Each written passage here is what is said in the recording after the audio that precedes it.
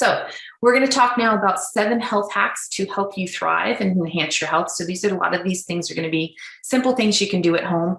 Make sure you have a piece of paper. I am going to say some things kind of fast, so scribble down questions. If you have a question, send it in the chat. And if not, we can talk about it at a future time for sure, because some of these things are important and I'm going to fly through them a little bit so I don't keep you here all night.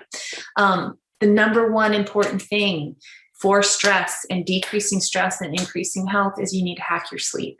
It's a very easy thing for me to say, and I know it's not necessarily an easy thing to accomplish, but my theory in life is that you have to sleep and you have to poop. And if you can do those 2 things well, you're on your way to a healthier you. So you want to try to aim for getting 7 to 9 hours of sleep per night. And if your cortisol rhythm is out of balance, it's very hard to do that. So we're going to talk about things as we go along to help eliminate some of the insomnia. So I'm just kind of telling you about them now, and then we'll give you some more tips as we go along. Making your room a Zen zone and not having electronics in your room. One of the things that causes a lot of stress is actually electromagnetic interference in a cloud around your head. So if you have a outlet that you plug into the wall and then you plug your cell phone in and you put it right next to you to sleep, and it's like a couple of feet from your ear, you're actually creating electromagnetic interference and causing stress in the entire system of your body. So I always recommend that you keep your phone not plugged in at nighttime. My husband he thinks I'm crazy because I wake up and go to work and he says, "Why is your phone not charged? It should have been charged up all night." I said, "I don't want to plug the phone in near my head."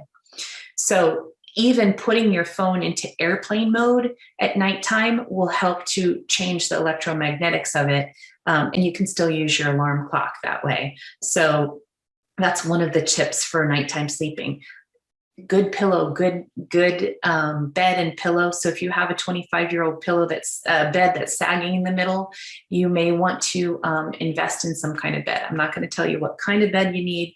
You need one that's comfortable for you, that keeps you in alignment, that doesn't have you twist into weird positions, because if you get your neck twisted from sleeping on your stomach all night long, you're actually putting stress behind the ear, which is where your vagus nerve comes out. And we're going to talk about how important your vagus nerve is later. So keeping yourself in alignment, a good pillow, and trying to avoid caffeine and alcohol close to bedtime is really important. So again, the world is not a perfect place. We start where we are. We take the things that we can handle, and then we deal with those little things one at a time. So I know that that's a lot of information, but let's give you one more thing about bedtime.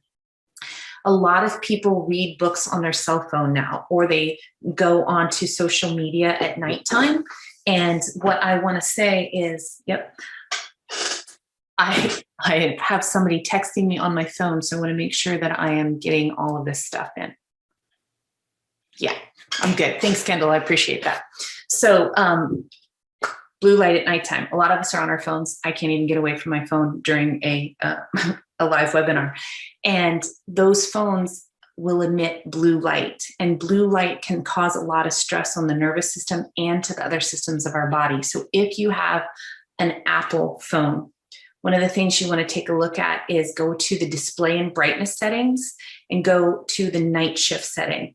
And there's a place that you can actually change to a night shift setting and change the tones. You can see those 2 arrows there to make the tones more warm, so less blue light, because that's healthier for your brain. And it's healthier because these are some of the side effects of blue light. Not only blurry vision, eye strain, increased stress causing possibility of getting earlier macular degeneration and cataracts, but definitely insomnia.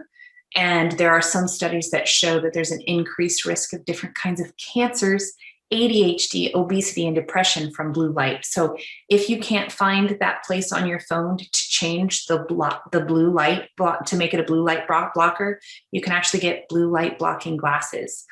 They're really inexpensive. You can get them on Amazon, probably 10 or 20 bucks. So that's one of the things to look at, is blue light is not worth it at nighttime. So please make sure you pay attention to that. That small little tip might make a huge difference for your health in the future.